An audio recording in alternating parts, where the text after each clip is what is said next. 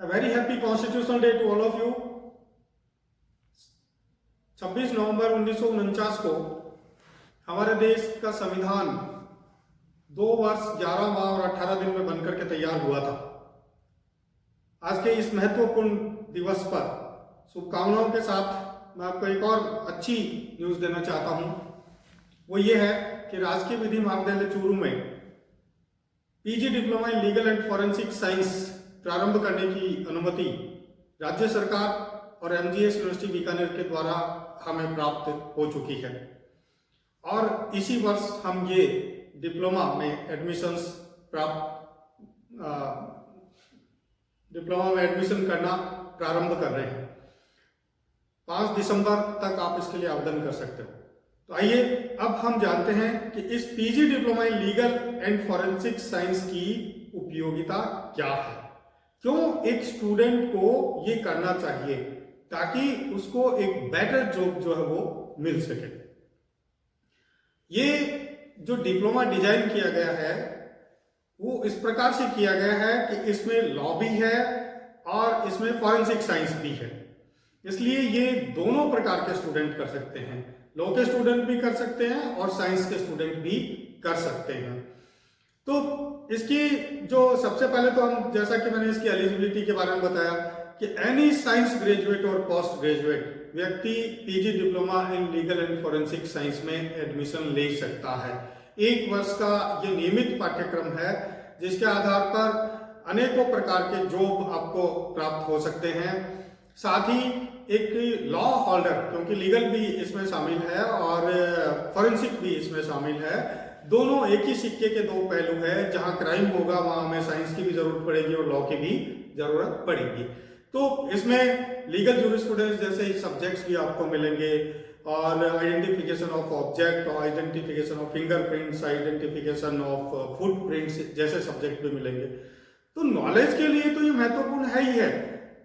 अभी मैंने आपको इसकी क्वालिफिकेशन के बारे में बताया कि कोई भी साइंस ग्रेजुएट और कोई भी लॉ ग्रेजुएट जिसके 48% हो, साइंस ग्रेजुएट के 50% मार्क्स मात्र हो, वो PG diploma in legal and forensic science के डिप्लोमा में एडमिशन लेके बेटर रोजगार प्राप्त कर सकता है। क्या है इसमें रोजगार की संभावना या क्यों करें हम PG diploma legal and forensic science में? एक बहुत महत्वपूर्ण प्रश्न आपके सामने, जब मैं एडमिशन की बात करता हूं तो ये आया होगा आपके मन मस्तिष्क में।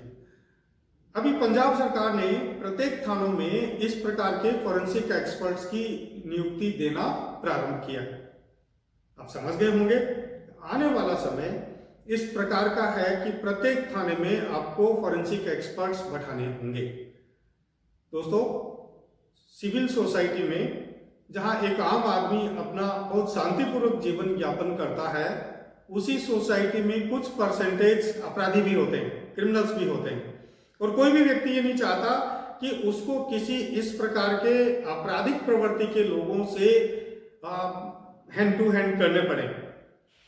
खुदा न खास्ता किसी प्रकार की थेफ्ट हो, मर्डर हो, डकैती हो, रेप हो, हाउस ट्रेसपासिंग हो या इसी प्रकार के कोई और ऑफेंसेज, विधि विरुद्ध कार्य हो, जिससे सोसाइटी के किसी सिविल पर्सन को इस प्रकार की बातों से आमना सामना करना पड़े, तो किस प्रकार से हम अपराधी तक पहुंच पाएंगे और कैसे इस प्रकार के अपराधियों को हम रोक पाएंगे?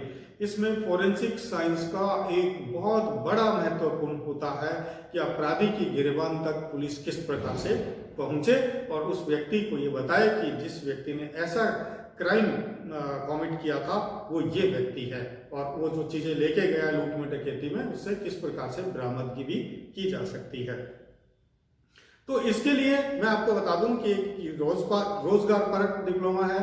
साइंस के बाद भी आप इसको करके रोजगार प्राप्त कर सकते हैं, लॉ के बाद भी आप इसको करके जो रोजगार प्राप्त कर सकते हैं। ये आने वाले समय में, क्योंकि अभी कोविड चल रहा है और हमने ये देखा कि कोविड के दौरान इस प्रकार के साइलेंट ऑफेंसेस की संख्या बहुत ज्यादा बढ़ी है और पुलिस इसके लिए बार बार मशक्कत करती है। इसके लिए फॉरेंसिक एक्सपर्ट का होना बहुत जरूरी है। कई बार आप लोग देखते होंगे कि जो क्रिमिनल व्यक्ति हैं ऑफेंसिव है, वो व्यक्ति घटनास्थल पे जाते हैं, क्राइम कॉमिट करते हैं, लेकिन उसके बारे में हमें कोई जानकारी नहीं मिल पाती है। तो एक फॉरेंसिक एक्सपर्ट व्यक्ति उस व्यक्ति तक पहुंचने में पुलिस प्रशासन और आम आदमी की मदद करता है कि अमुक व्यक्ति ने ये ऑफेंस किया होगा। उसमें मैं आपको इसका सिलेबस भी बता दूं कि सिर्फ 6 पेपर्स इसमें होते हैं, उसमें से 4 पेपर्स में आपके प्रैक्टिकल होते हैं। चारों में 20-20 नंबर के प्रैक्टिकल और 80-80 नंबर की थ्योरी होती है। तो एक बहुत बड़ा पार्ट जो है वो प्रैक्टिकल में जाता है और एक स्टूडेंट को उस प्रैक्टिकल से गॉन थ्रू होना पड़ता है, जिससे व्यावहारिक जानकारी उसको प्राप्त होती है। उदाहरण के लिए, कल रात पड़ोस में किसी के यहाँ थेफ्ट हो गई और उसने जो ताले हैं वो तोड़े। अब वो चोर कौन होगा? वो फॉरेंसिक एक्सपर्ट व्यक्ति सिर्फ आप उस ताले से फिंगरप्रिंट उठा के आपको बता देगा कि अमुक व्यक्ति ये चोर था। जैसा कि हम जानते हैं कि आजकल जो मोस्ट वांटेड या इस प्रकार के क्रिमिनल लोग होते हैं, उनके फिंगरप्रिंट्स ऑनलाइन कर दिए गए हैं और कोई भी थाने में जाकर के जो उसके लोग से हम फिंगरप्रिंट उठाएंगे, ये सिर्फ एक फॉरेंसिक एक्सपर्ट ही कर सकता है। उसकी एक साइंटिफिक मेथड है, उसकी टेक्निक है। वो फिंगरप्रिंट्स या फुटप्रिंट्स उठा करके और ले जा करके कंप्यूटर से मैच करेगा जिस व्यक्ति से उसके फिंगरप्रिंट्स। आप जानते होंगे कि आधार में भी फिंगरप्रिंट काम करता है।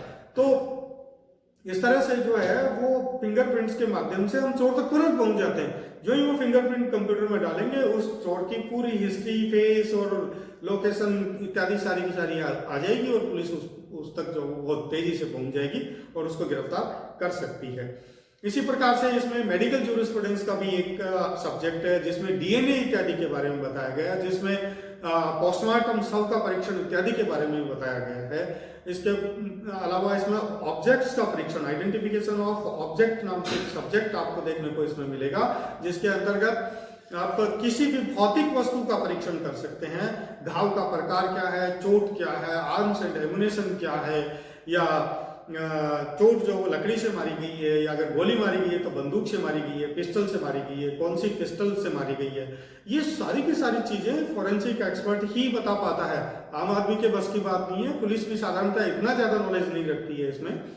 तो जो फॉरेंसिक, हम जानते हैं कि हर राज्य में अपने यहाँ एक फॉरेंसिक का डायरेक्टरेट बना हुआ है, उसकी बाकायदा लेबोरेटरीज होती है। आजकल हम देखते हैं कि मोबाइल के माध्यम से दुनिया भर के अपराध होने लग गए। उसमें बॉडी किसी की और होती है, फेस किसी और का होता है और क्रिमिनल किसी और को बताया जाता है। तो एक्चुअल में वो व्यक्ति कौन था या वो था या नहीं था, ये इस जानकारी के लिए हमें जो है वो एक फॉरेंसिक एक्सपर्ट की आवश्यकता ही होती है। हमने अनारा गुप्ता के केस के बारे में भी सुना होगा, जिसमें सीडी के अंतर्गत इस प्रकार के वीडियोस थे जिसको चैलेंज किया गया था कि इसमें कौन व्यक्ति है कौन नहीं है।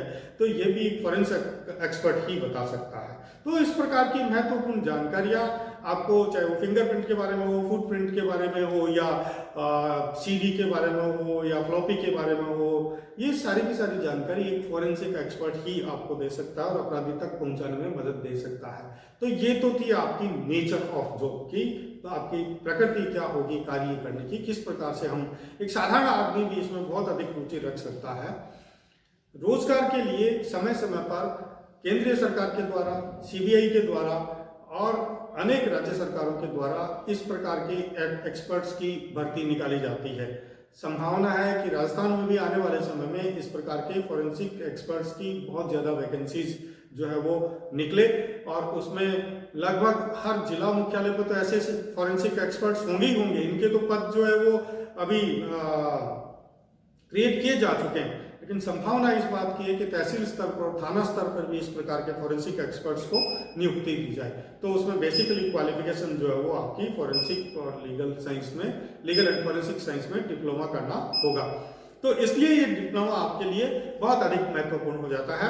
और आपकी जानकारी के लिए मैं बता दूं कि आप ये डिप्लोमा राजस्थान में भी कर सकते हैं कई जगह से, और चूरू में भी कर सकते हैं।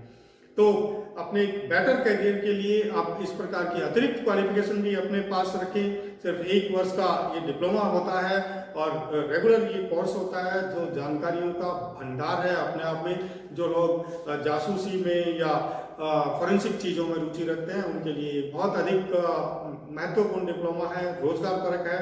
तो जो व्यक्ति इस प्रकार की रुचि रखते हैं आए और इस प्रकार के डिप्लोमा में प्रवेश लें, अपनी जानकारी को बढ़ाएं और साथ ही रोजगार प्राप्त करें। Thank you so much. इस वीडियो को जरूर लाइक करें, शेयर करें। थैंक्स।